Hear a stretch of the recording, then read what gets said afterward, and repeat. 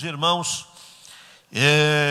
vamos juntos novamente ler, e hoje a gente deva concluir esta visão de Gênesis 13, verso de número 14 em diante.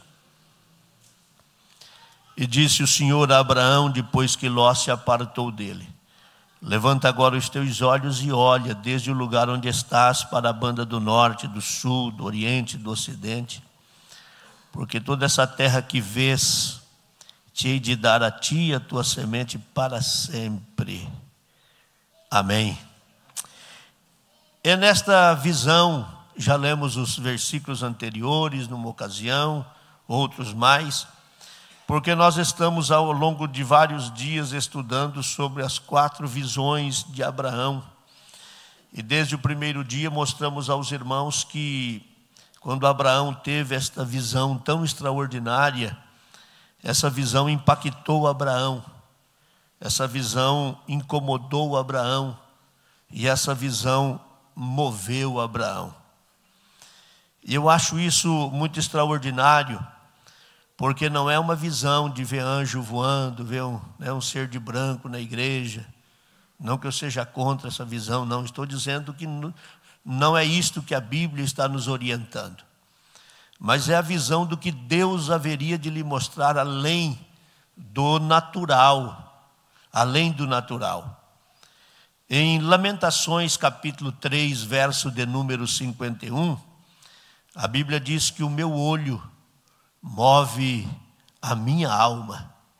E eu me lembro que na primeira vez que falamos isso aqui aos irmãos, eu disse que nós somos movidos a sonhos. Se a gente parar de sonhar, a vida perde o sentido. E um dos grandes sonhos que temos é ir morar no céu com Jesus. Isso move a gente, porque sabemos que vai acontecer uma hora. Alguns acabam sendo colhidos antes e estão lá aguardando a volta de Jesus, mas daqui a pouco nós, como diz a Bíblia, nós os que ficarmos vivos, seremos transformados e depois juntamente com eles, arrebatados para ir ao encontro do Senhor, encontrar com Ele nos ares e depois chegar até as mansões eternas. Isso é um sonho que a gente tem. Pode que muita gente deixou de acreditar nesse sonho. E se a gente parar de acreditar nele também, a vida cristã perde o sentido. Porque a gente não pode servir Jesus pensando só no nosso ministério. Como é que vai ser o ano que vem? Quando é que troca a minha credencial? Quando é que eu assumo um trabalho? Quando é que... Pelo contrário, nós precisamos olhar tudo isso com responsabilidade, mas precisamos pensar no maior alvo que a gente tem, que é o céu. Jesus não nos salvou para dar nada para nós. Ele morreu na cruz para salvar a gente do pecado e nos encaminhar ao céu. Prova disso é que quando ele teve a oportunidade, ele disse: olha, se o olho dá problema, arranca. Se a mão dá problema, corta. O pé você corta, porque é melhor você não ter o pé, a mão e o olho, mas herdar a vida eterna. Ele estava dizendo que coisas não podem ser a motivação da nossa fé. Nós precisamos ser motivados por uma visão maior, por uma visão mais gigantesca, por uma visão mais extraordinária. E a visão que a gente tem é o céu. Agora aqui, mediante a fidelidade, Deus nos abençoa. E eu acho isso também muito extraordinário em Jesus. Porque hoje ainda comentei com o pastor Odair, conheço pessoas com muita estrutura e que vivem com muita dificuldade, porque não conseguem ser fiel a Deus. E conheci pessoas com uma estrutura pequena, os seus recursos financeiros são tão poucos, mas isto faz eles viverem uma vida de extrema prosperidade. Porque prosperidade não é ter com sobra, prosperidade é não depender de ninguém. E tem muitos crentes que os seus recursos são poucos, mas a fidelidade dele a Deus faz ele viver uma vida tranquila. Ele deita e dorme feliz, porque ele é fiel a Deus e Deus lhe abençoa grandemente. Então a gente aqui na terra é cuidado por ele. E ouvimos já os hinos que foram cantados hoje, também por vezes meditações, e aqui ele cuida da gente, em todos os sentidos ele cuida da gente. Mas esse cuidado dele é para manter a gente de pé, Porque na verdade o nosso alvo é o céu, o nosso sonho é o céu, o nosso alvo é o céu, o nosso desejo é o céu. Aleluia. Essa visão tem que nos impactar, tem que nos incomodar, tem que nos mover. Mostramos aos irmãos também de que a intimidade com Deus faz Deus nos dar visões. Mais uma vez eu digo, não é a visão de anjos, né? de visão de varão de branco e tal. E nem visão também de cobra saindo né, da igreja, e enxurrada saindo da igreja, né? Faz muito tempo que a gente não ouve mais isso. Mas é bom a gente no culto de terça-feira mostrar isso aos irmãos, né? Normalmente aparecia alguém num tempo, eu tive um sonho, uma visão, e eu sonhei que tinha umas cobras andando, saindo do púlpito da igreja. Eu disse, mas só tinha cobra saindo do púlpito. No fundo tem um pouco de razão, porque tem hora que isso também é bem complicado, né? E vivemos um tempo muito difícil. Eu estive numa escola bíblica essa semana passada e eu disse que esse é o tempo mais difícil da igreja em termos de liderança, irmãos, mais difícil. Talvez um dos tempos mais tenebrosos em termos de liderança seja esse tempo nosso agora, né? E eu até disse que alguns dizem que essa é a geração do avivamento, e eu não concordo. Essa é a geração que mais dá trabalho para Jesus, é essa geração nossa. Ô geração terrível essa, né? A geração do desgaste, a geração da imoralidade, a geração do pecado, a geração do divórcio, a geração de tudo que você pensar, está dentro das igrejas, essa geração, né? Então, para a gente ter um avivamento, vai precisar melhorar muito, né? Melhorar muito. Mas, contudo, estamos de pé ainda. E esperando Jesus, né? Agora, essa intimidade para a gente ter visão, não é ficar vendo essas coisas. Irmão, vi um vulto andando atrás do sei. Se Deus mostrar, for de Deus, eu também não estou dizendo que não é para fazer, né? Porque é maravilhoso isso também, né? Mas estou dizendo que não necessariamente isso. Mas esta intimidade com Deus vai nos dar a visão que Deus deu a Abraão. E aí eu mostrei para os irmãos na última terça-feira que o negócio era tão sério entre Deus e Abraão, que quando Deus lhe mostra aquela terra, tira ele da tenda e mostra para ele, manda ele ver, olha, vê aí, levanta os seus olhos e vê. Ele muito mais do que vê a terra de Canaã, ele viu foi a cidade celestial. E na última terça-feira, nós lemos Hebreus capítulo 11, verso 8 até o verso de número 11. Pela fé, Abraão, sendo chamado, obedeceu, indo para um lugar que havia de receber por herança, e saiu sem saber para onde ia. Pela fé, habitou na terra da promessa, como em terra alheia, morando em cabanas com Isaque e Jacó, herdeiros com ele da mesma promessa. Porque esperava, olha só, pela fé ele saiu para ir a Canaã. Mas eu disse aqui terça-feira passada, engana-se quem pensa que ele saiu de onde saiu apenas para ir a Canaã. O que ele esperava era coisa que Paulo viria depois, que João ia ver depois. Ele esperava a cidade que tem fundamentos, do qual o artífice e construtor é Deus. Oh, aleluia. Abraão antecedeu a Paulo e João. A gente gosta muito de ler o que aconteceu com Paulo, com João, quando eles viram a cidade. Inclusive Paulo mostra detalhes, João então mostra até o tamanho da cidade, né? Detalhes preciosos. Mas antes deles, Abraão já tinha uma visão. Então Abraão andava na terra, mas a sua mente estava na Jerusalém celestial. Oh, glória a Deus. A segunda visão, falamos isso terça-feira passada, foi a visão do Calvário. A íntima comunhão de Deus com Abraão fez Deus abrir o projeto da redenção para Abraão.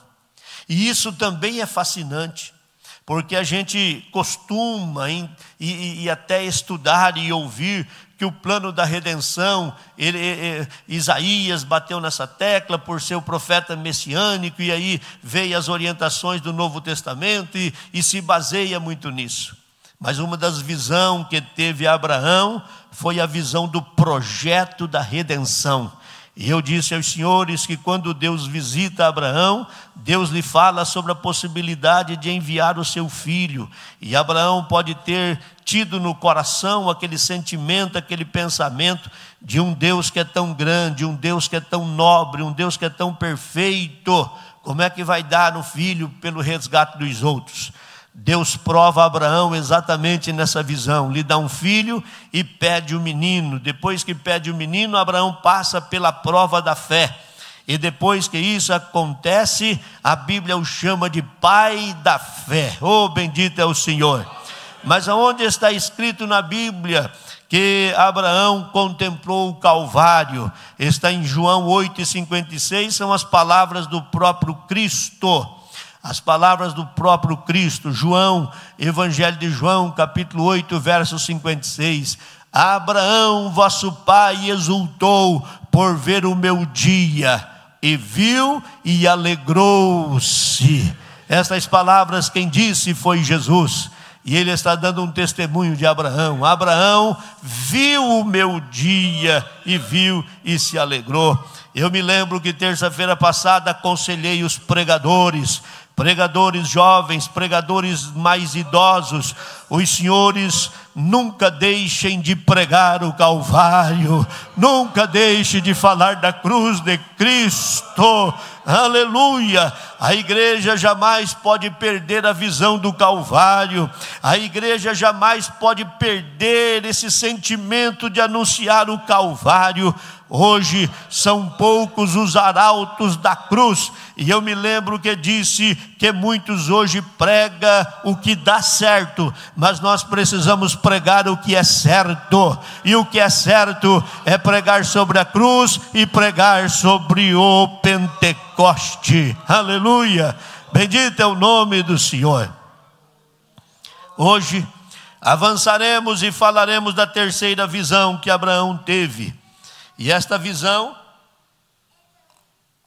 está em João capítulo 4, versículo de número 35. Evangelho de João capítulo 4, 35.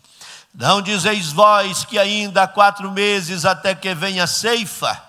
Eis que eu vos digo, levantai os vossos olhos e vede as terras que já estão brancas para a ceifa. Quando Deus mostra toda a terra prometida para Abraão, e é bom a gente voltar lá em Gênesis, capítulo de número 13, verso de número 14, que a gente já leu, e disse o Senhor a Abraão, depois que Ló se apartou dele, levanta agora os teus olhos e olha desde o lugar onde estás, para a banda do norte, do sul e do oriente e do ocidente, porque toda essa terra que vês, te hei de dar a ti e a tua semente para sempre. Deus mostra a terra para Abraão, depois que ele se separou de Ló. E disse o Senhor, quando ele se separou, levanta agora os teus olhos. Vamos fazer 2 observações importantes. Ló é uma visão daquilo que desagrada a Deus. É como se Deus estivesse dizendo a Abraão, manda o Ló sair, vai Ló, deixa isso aqui, desagrada a Deus. Ló representa o crente que tem aquela visão carnal. Quando lhe foi dada a opção de escolha, ele escolheu aquilo que os seus olhos se enchiam, aquilo que aparentemente parecia ser o melhor. Ele não pensou na idade do seu parente, do caso do Abraão, ele não pensou na responsabilidade do seu ente querido, ele também não pensou na questão de que o chamado era Abraão e ele não. Ele simplesmente escolheu o que para ele, na visão dele, era o melhor para ele. E quando isso acontece, ele então nos ensina que a sua visão era daquilo que é carnal, aquilo que é natural, aquilo que está na visão nossa carnalmente falando. Mas quando Deus visita o Abraão, agora com o coração acelerado, porque o que lhe sobra é o restante da terra, por maior que fosse que o outro, mas uma visão de uma terra totalmente desconsolada, sem estrutura, pedras, montanhas, desertos. Aí vem o Senhor e diz para ele, essa terra eu te dei. a ti e a tua semente. Essa terra eu te dei. Aleluia.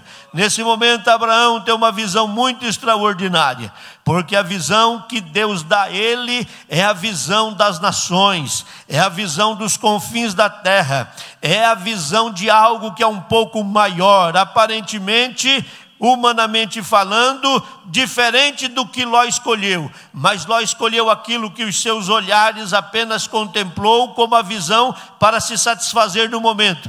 Para Abraão a ordem de Deus é essa: levanta os seus olhos. Levanta os seus olhos. Levanta os seus olhos. É como se ele estivesse sendo consolado por Deus e olhando, e Deus dizendo: levanta mais alto, levanta mais alto, levanta mais alto, levanta mais alto e contempla além. Oh, aleluia. Percebe que no versículo de número 14, o versículo de número 14, olha as expressões que Deus usa. Olha para o norte, olha para o sul, olha para o oriente e olha para o ocidente.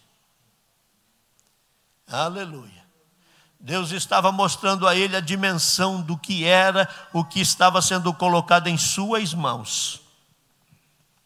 Veja Salmo 96, verso 3. Anunciai entre as nações a sua glória, e entre todos os povos as suas maravilhas. Oh, aleluia. Salmo de número 2, verso de número 8. 2 e verso 8.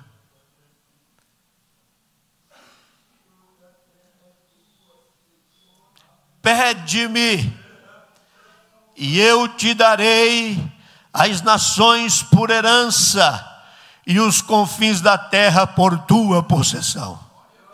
Oh, aleluia. Aleluia. Qual era a visão que Deus estava dando a Abraão? Deus estava mostrando a ele que quando Deus nos dá uma frente de trabalho, Deus está dizendo assim: a visão que eu te dou é para você alcançar os hospitais, as casas de detenção, as escolas públicas e privadas, as empresas grandes e pequenas, a imprensa falada, escrita, televisiva, a internet, os bairros, as ruas, as casas nobres, as casas mais fracas, os maiores bairros, os menores bairros. Deus estava dizendo a Abraão: não é só um lugar para cuidar da sua família verde, não. Levanta e veja o norte, o sul, o oriente, o ocidente. Deus estava dando a ele a visão da terra e a visão do tamanho da estrutura que Deus colocaria para o seu domínio. Profeticamente, mais uma vez, Deus nos coloca dentro deste ambiente de culto para fazer em nós, mais uma vez, gerar o Atos capítulo 1, versículo de número 8. Livro de Atos, capítulo 1, verso 8. Mas recebereis a virtude do Espírito Santo que há de vir sobre vós, e não para aí, ser-me-eis testemunhas, tanto em Jerusalém, como em toda a Judeia, Samaria e até os confins da terra. Oh, aleluia. Uramandagamaturabagay. Quando Deus dá uma cidade na mão de alguém, Deus lhe dá uma visão. Quando Deus dá um bairro na mão de alguém, Deus dá uma visão. Agora, aproveitando esse grande número de companheiros que estão aqui, você não pode ficar olhando como Ló, olhando para o chão. Tá bom assim, aqui é difícil, aqui ninguém se converte, aqui não adianta, aqui não tem jeito, aqui desde que eu conheço é assim. É melhor entregar para outro que tem uma visão diferente. Estou falando isso profeticamente. Não queira simplesmente estar naquele lugar por estar. Está na hora de começar a levantar a cabeça. Não deu certo até ontem, vai dar certo a partir de hoje. Não funcionou até ontem, vai funcionar a partir de hoje. Não deu certo para outro, vai dar certo para você. A nossa visão não pode ser a visão de olhar para o chão. Deus está nos ordenando: levanta a sua cabeça, levanta os seus olhares, levanta os seus olhares. Oh, aleluia, aleluia, aleluia, aleluia, aleluia. Aleluia, me entristece ao longo dos anos, e eu preciso, no culto de terça-feira, ser muito fiel ao que eu sinto no meu coração. Esta expressão, e ao longo dos anos a gente sempre ouviu: essa igreja está no lugar errado, esse nunca poderia ter um trabalho aqui. E hoje, quando eu estava lendo essas expressões aqui, me veio no coração a voz que eu ouvi do meu velho pastor, que hoje já descansa no Senhor, com uma lista na mão, um mapa que ele costumava desenhar das congregações, e as 4 opções que ele tinha, e eu assentado na sua frente. Isso era dia 9 de janeiro de 1996, e ele disse: eu gostaria que o irmão fosse para esse lugar aqui. Por quê, pastor? Porque lá você vai substituir um pastor muito dinâmico, e eu acho que o irmão dá conta de substituir ele. Pastor, mas o irmão não sentiu? Disse: não. Então, nesse lugar aqui, porque aqui tem uma casa para o irmão morar, que fica perto dos seus parentes aqui. Pelo jeito o irmão também não sentiu. Não, pastor, não senti. Então aqui, olha, aqui dá para fazer isso, o irmão vai ganhar tanto. Pastor, meu coração não abre. Ele disse: então a única opção que eu tenho para o irmão é esse lugar aqui, ó. Eu disse: aqui, pronto, é aqui que eu vou. Ele disse: o irmão conhece esse lugar? Disse: faz um mês que eu preguei lá, pastor. Mas você conhece bem lá? Disse: não, conheço porque fui pregar lá. Ele disse: pois bem, esse lugar aí é uma igreja que não deu certo nesse lugar. O terreno dela em outro lugar, foi trocado com esse aí, não é do meu tempo, e se eu fosse no meu tempo, eu não teria trocado. Essa igreja foi feita, e essa igreja está num lugar que não dá certo. Pastor, mas aqui o meu coração abriu. Ele disse: pois se o irmão quiser aqui, eu quero dizer para o irmão com muito temor e muito respeito, eu queria que o irmão fosse nessa aqui, tem 200 membros. Essa aí acho que não tem 10 ou 15 lá dentro. Eu disse: pastor, mas meu coração abriu aí, pastor. E ele disse: então, irmão, só que é o seguinte, se não der certo, eu vou vender esse prédio, tem um senhor lá querendo comprar esse prédio, eu vou desativar essa igreja, e eu não tenho outra igreja para o irmão. Se não der certo, o irmão fica consciente de que é só essa oportunidade que o irmão está tendo. Eu estou te dando uma oportunidade para o irmão crescer muito ministerialmente. Mas se o irmão quer que saiba que eu não tenho outro como te socorrer depois. Eu disse: pastor, irmão, meu coração abriu aqui, pastor.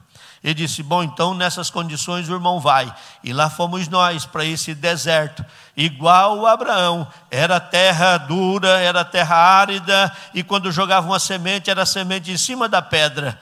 Mas o Senhor estava nesta visão, o Senhor estava neste negócio. Eu costumo dizer que talvez se fosse hoje, depois de tanta experiência, eu não sei como que seria, né? Como seria. Mas naquele tempo, irmão, a gente era meio doido, ou mais doido ainda, não sei como era. E cultos com a igreja extremamente vazia, com um som que não funcionava. Imagine umas caixas, era uma caixa pequena, caixa Fran, que colocava o microfone direto nela, mais estralava do que saía o som. Mas eu pregava naquela igreja os sermões que em alguns lugares hoje eu até repito de novo as mensagens que eu pregava lá. Naquele caderno de esboço que eu tenho, que eu mostrei esses dias para os jovens, né, um caderno de esboço daquele tempo, foi gerado nesse lugar aí. E eu orava, jejuava, consagrava, escrevia as mensagens e pregava para aqueles irmãos, 4, 5 no culto. Dos 4, 5, quase todos dormiam no culto, mas eu pregava como se estivesse pregando nos maiores eventos que tinha. Porque a minha visão de uma igreja muito grande, 10 por 20 o prédio, eu imaginava essa igreja um dia pode se encher de gente, essa igreja um dia pode estar cheia de crente. A primeira coisa que fiz, me lembrei hoje, a igreja tinha 10 bancos, 20 bancos, colocava 10 cada lado, uns bancos pequenos que veio de outra congregação. A primeira coisa que eu fiz foi uma campanha para fazer banco novo, irmão. e enchia a igreja de banco novo. E hoje eu vi umas fotos, os bancos nem pintado era, nem verniz não tinha. Fui numa marcenaria e copiou os modelos de banco e encheu a igreja de banco. Os crentes chegavam assim e diziam: mas que loucura, não tem crente nem para pôr nesses bancos, os bancos pintados de preto, nem nesses bancos aqui, agora encheu de banco. Eu disse: mas um dia esses bancos vão estar todos cheios de gente aqui. Primeira Santa Ceia, me trouxeram uma bandeja com 16 cálices, colocou em cima da mesa, e uma meia dúzia de pãozinho, um negócio, meio pão para picar o pão assim. E eu disse: irmão, cadê a bandeja? Ele disse: não, que tem essa aí, pastor, mas nem usa tudo. Eu disse: não, na outra semana eu fui lá e comprei 2 bandejas de ceia e enchia todos os cálices. Isso é desperdício. Eu disse: comprei com o meu dinheiro esse suco aqui, fica tranquilo. Isso aqui não é despesa para a igreja, não. Não tinha salário, a Mara trabalhava fora, eu fora para a gente poder comer. Eu comprava com o meu dinheiro, se pode jogar depois que não saiu o dinheiro do caixa da igreja. E enchia as 2 bandejas e comprava um pão do grande. Na minha visão aquilo ia ser gigante. Oh, aleluia. Isso que eu falo, irmão, olha, tem hora que a gente fica, Deus coloca a gente nos estreitos, né? E aí a gente fica olhando essas loucuras. Não sei se hoje eu faria a mesma coisa, mas enchia. E Deus me deu a honra de pastorear esta igreja, que deveria ficar 2, 3 meses para ser vendida para um homem que ia amadurecer banana lá dentro. Pois Deus me deu a honra de pastorear por 8 anos aquela igreja. E Deus me deu a honra de sair de lá e entregar a chave na mão de quem me substituiu, tendo que colocar cadeiras dentro da igreja para o povo se assentar. E Deus me deu a honra de servir a Santa Ceia para mais outras tantas bandejas que foi necessária comprar. Hoje eu fico olhando, entra ano, meu pai, não é reunião de obreiro, mas não teve reunião também em junho, né? Vamos agora, vamos aqui. Eu fico olhando, irmão, entra ano e sai ano. Você pega o relatório da congregação, tem lá o número de crente. Daqui um ano você vai lá, tem o mesmo número de crente. Pede a lista de batizado o ano inteiro. Eu teria vergonha de passar o ano inteiro e não ter um candidato a batismo. Quando muito batiza um e às vezes até filho de crente. Eu teria vergonha de olhar um relatório desse e acreditar que eu estou no lugar certo. Deus nos chamou para ter uma visão diferenciada de coisa grande, irmão. Deus nos deu uma cidade para a gente conquistar. Deus não deu uma igreja para a gente acender a luz e vir dirigir o culto e ir para casa, não. Deus nos deu uma oportunidade de conquistar esta cidade para Jesus. Quem é que vai fazer isso? Vamos esperar outra geração? Vamos esperar outros obreiros virem? Alguém melhor que nós? É nesse tempo, é nessa hora, nessa noite eu quero desafiar você, meu querido obreiro, querido auxiliar, querido companheiro, a partir de hoje a mudar essa visão sua. Ou muda a visão, ou deixa outro sonhar para você. Porque tem muita gente cheia de sonho, que talvez não tenha estrutura que eu tenho, nem você tem, mas ele está cheio de sonho. Aleluia. Ele não aceita que as coisas fiquem do jeito que está. Olha o Abraão, o Ló olhou e viu as campinas verdes, te sobrou montanha, sobrou pedra, sobrou terra árida, deserto. Pois é, Senhor, é o que sobrou, mas eu tenho um negócio para lhe dizer. Levanta a sua cabeça, Abraão. Levante a sua cabeça, Abraão, e eu quero lhe mostrar o norte, o sul, o oriente, o ocidente. Orabagai, decatorabachandarabagai. Aleluia, aleluia, aleluia, aleluia, aleluia. Aleluia.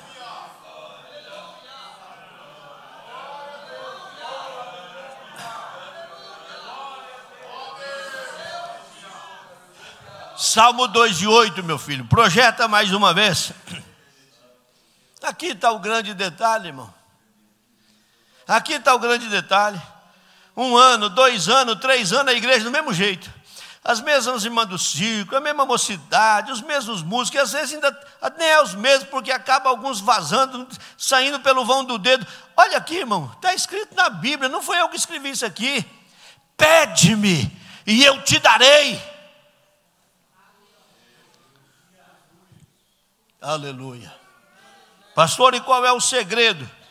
Por isso que eu disse, para cada tempo uma visão de Deus. Nesse tempo eu fiz essa pergunta. O púlpito era como aquele que a gente tem aqui, né, embaixo desse aqui. E eu me lembro que eu entrei na igreja, cheguei do trabalho muito cansado.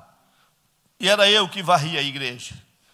E eu entrei, abri a porta e me assentei assim, no púlpito. Parece que vejo a cena.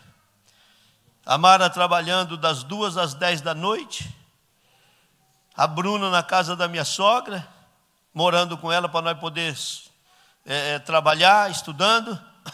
E eu me debrucei no cabo da vassoura, segurei no cabo da vassoura assim, eu me lembro como se fosse hoje. E disse: Deus, é a última vez que eu vou varrer essa igreja. Encerra aqui as minhas atividades. Eu vou voltar para trás. Eu acho que eu não tenho chamada mesmo, não tenho o que fazer. E eu me debrucei sobre aquela vassoura, chorei e saí varrendo a igreja. Limpei toda ela, uma igreja grande, pouca gente, mas limpei toda ela. Isso era uma sexta-feira. Chegou no domingo, pouquíssima gente dentro da igreja. Mas eu preguei aquele dia porque na minha mente era o último culto que eu ia pregar. Então eu preguei igual encerramento de congresso. Mas tinha pouca gente no culto. E quando eu terminei de pregar, eu chamei o povo para vir para frente para orar. Empolgado, até esqueci que eu tinha falado que eu ia parar com tudo. E quando estava orando, um moço novo convertido, hoje ele é pastor hoje. Pastor, congrega nessa igreja hoje. Foi a primeira alma que nós ganhamos para Jesus lá.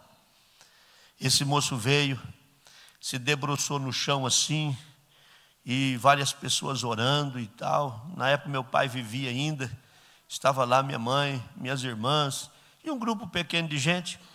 E quando terminou a oração, que eu disse amém, que levantou todo mundo, esse moço foi se levantar do chão, tinha uma poça de sangue assim no chão, assim, ó. Eu imaginei que ele tivesse batido o nariz no chão, porque ele se movimentava bastante assim. Aí o meu pai saiu correndo, foi lá fora num tanque que tinha, trouxe um pano de chão e jogou em cima daquele sangue ali. E acabou o culto também, o moço foi lavar o rosto, e acabou o culto, cada um foi para a sua casa.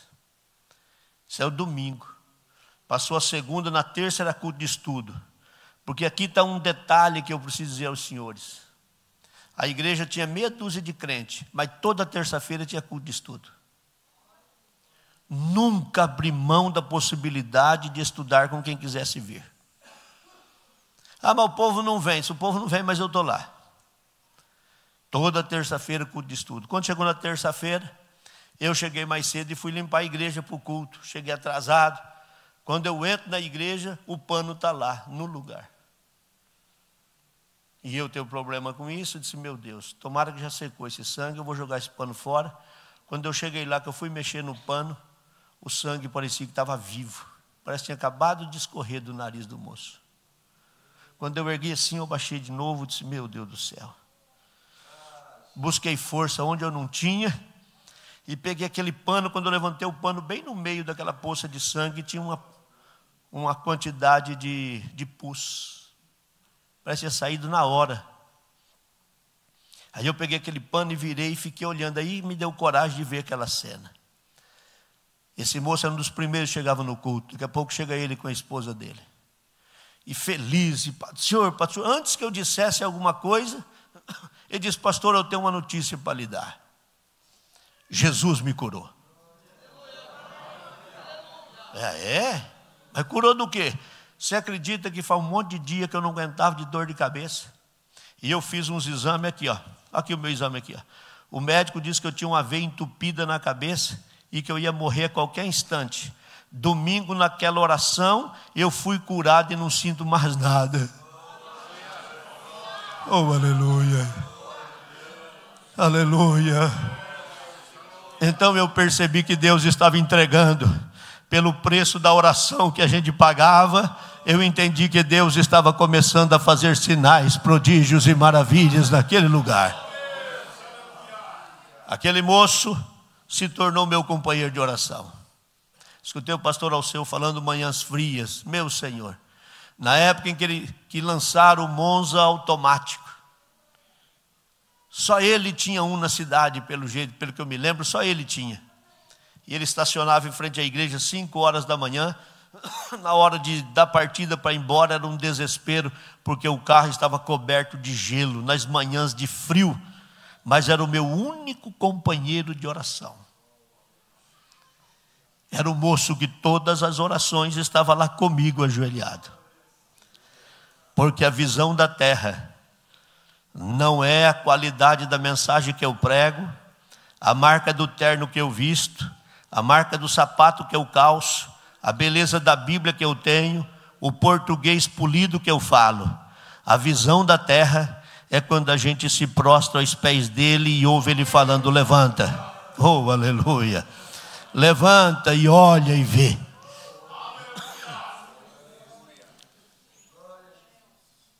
Deixa eu concluir. A quarta visão que Deus deu para ele está em Gênesis 13:16. E farei a tua semente como o pó da terra, de maneira que se alguém puder contar o pó da terra, também a tua semente será contada. Oh, glória a Deus.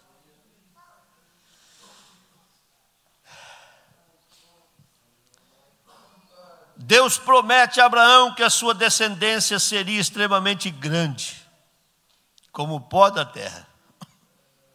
Em outra ocasião, como as estrelas dos céus. Gênesis 15, 4 e 5 define essa visão. Gênesis 15, 4 e 5. E eis que veio a palavra do Senhor a ele, dizendo: este não será o teu herdeiro, mas aquele que de ti será gerado, esse será o teu herdeiro. Então perceba que Gênesis 13, Abraão ainda não tem um menino. Então o levou fora e disse: olha agora para os céus e conta as estrelas, se a pode contar. E disse: assim será a tua semente. Aleluia. Deus deu uma visão para Abraão de ser gerador de muitos filhos. Em Gênesis 35, verso 1, deixa eu ver se...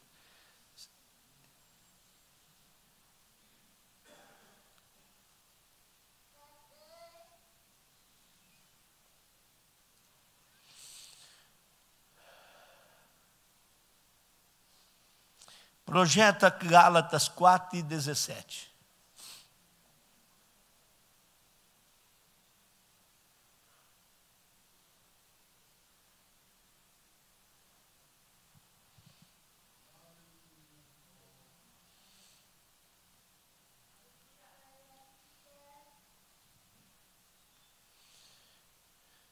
Eu acredito que eu devo ter feito alguma anotação diferente aqui. Obrigado, filho. Esta visão que Deus dá a Abraão é a geração para ele se tornar um gerador de muitos filhos.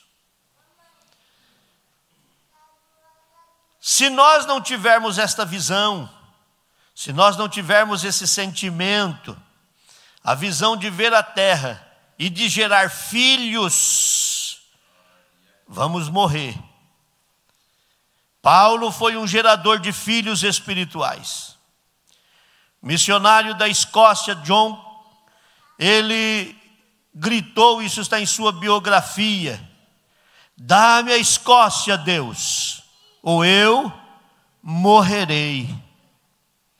Em Gênesis 15, 5, foi inclusive já lido, Deus compara a quantidade de filhos de Abraão às estrelas dos céus.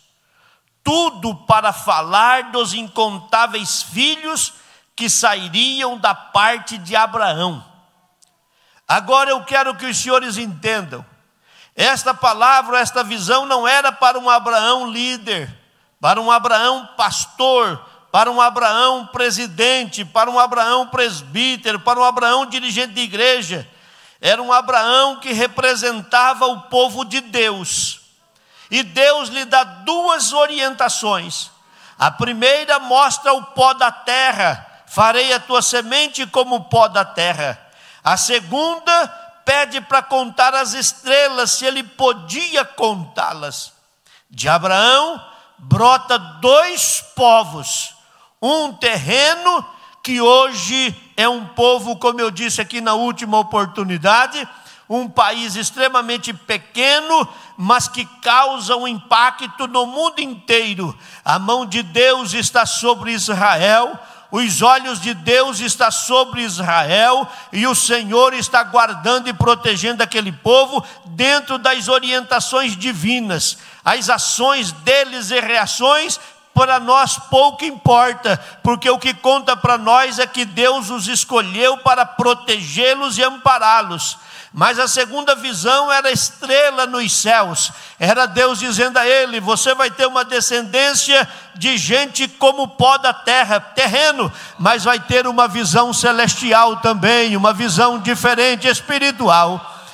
Era a visão que ele estava tendo de um povo que ele não conhecia e que vai aparecer só lá no Novo Testamento: os gentios, os judeus e a igreja de Deus. E qual é a expressão para a igreja de Deus? É a expressão de que seriam incontáveis. Agora, não é só o fato de ser incontável, é as ações que a gente tem que ter para fazer este povo ser incontável. Na história da Assembleia de Deus, que agora completou 114 anos, eu já vou encerrar, de 1911 a 1930, a igreja era muito tímida, porque ainda enfrentava as dificuldades da estrada, as dificuldades da falta de condições de atuar, e os pioneiros ainda atuavam.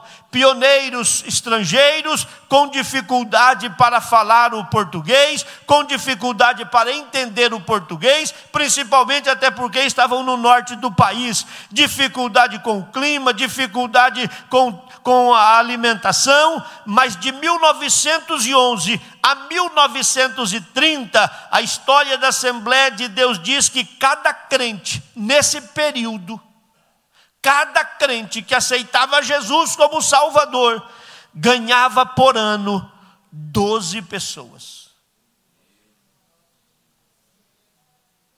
Era um mínimo, um grupo pequeno.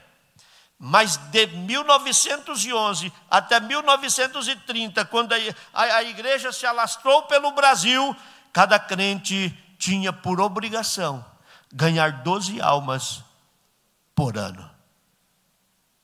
Uma por mês. Aí a gente vê isso, e eu penso que nós deveríamos nos envergonhar. Você já pensou se hoje cada um de nós resolvesse ganhar 12 almas no ano? Quantas igrejas precisariam? Qual o tempo para a gente atingir a nossa cidade? Qual o tempo para atingir o bairro que você pastoreia, que você congrega, que você serve? Mas observa que nós, e aqui eu encerro, observa que nós estamos numa inércia, porque poucas igrejas precisam ser aumentadas, pouquíssimos lugares precisam de ter mais cadeiras ou bancos, porque simplesmente a gente abaixou os olhos, e a nossa visão é por aquilo que está terreno.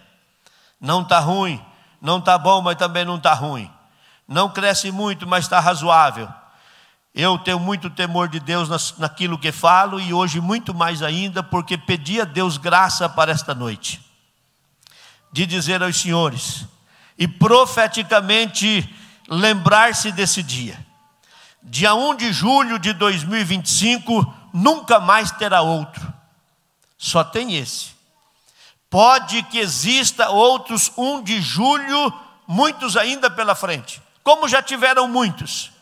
Mas de 2025 só tem um, é só hoje. E é nesse dia que eu gostaria que ficasse cravado na sua memória uma palavra profética.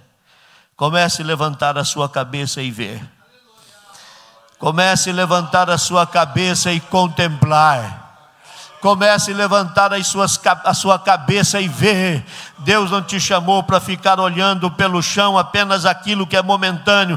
Ele te chamou para você ver as nações, e Ele te chamou para ser um grande gerador de filhos. Pastor, mas essa responsabilidade é do pastor? É de todos. Se justificou por um período, não sei se ainda hoje existe, que ovelha gera ovelha, pastor gera pastor, uma mentira para justificar a falha dos pastores no seu trabalho. Um pastor, para ser pastor, tem que ser ovelha. Então todos somos ovelhas, e ovelha gera ovelha, é nossa responsabilidade. Esta cidade clama e grita por misericórdia. Hoje eu estive numa importante reunião, onde o assunto da Marcha para Jesus, ele teve o seu primeiro avanço para fazer parte do calendário oficial do município. Todos os anos, o último sábado de julho ser o dia oficial da Marcha para Jesus, para que não precise ficar mendigando coisas do poder público para a marcha ser realizada. E ouvi de um vereador que eu ainda não o conhecia, tinha ouvido o nome, mas não o conhecia pessoalmente, mas alguém muito educado, virar-se para mim naquela importante reunião para dizer: olha, eu estou votando favorável, porque eu imagino e sei o papel que as igrejas têm numa cidade como a nossa. Naquela hora, minha vontade era fechar os olhos assim e pensar: meu Deus do céu, se esse pouquinho que a gente faz é tão significante, imagine se os crentes resolverem fazer alguma coisa a mais mesmo. Imagine se os crentes levantar a cabeça para ver alguma coisa diferente. Imagine se a Assembleia de Deus em Toledo, os crentes resolverem levantar a cabeça para contemplar o que Deus está nos ordenando. Esta cidade poderá se curvar aos pés de Cristo, e essa responsabilidade é só nossa. Esteja em pé.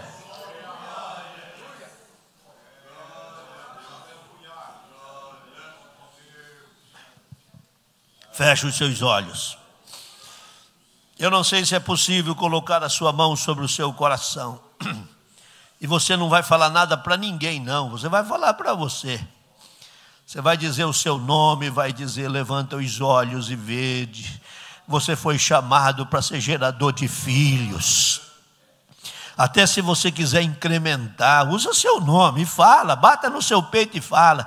Você não foi chamado para gerar problema, você não foi chamado para gerar dificuldade, você não foi chamado para gerar encrenca, não, você foi chamado para gerar filhos. Deus está te dando a visão das terras, Deus está te dando a visão desta cidade, Deus está mostrando: tem cadeia, tem hospital, tem escola, tem rua, tem bairro, tem comércio, é tanto lugar para trabalhar. Bata no peito e diga: não queira só pregar no domingo de noite, não, tem muita terra para ser ainda conquistada.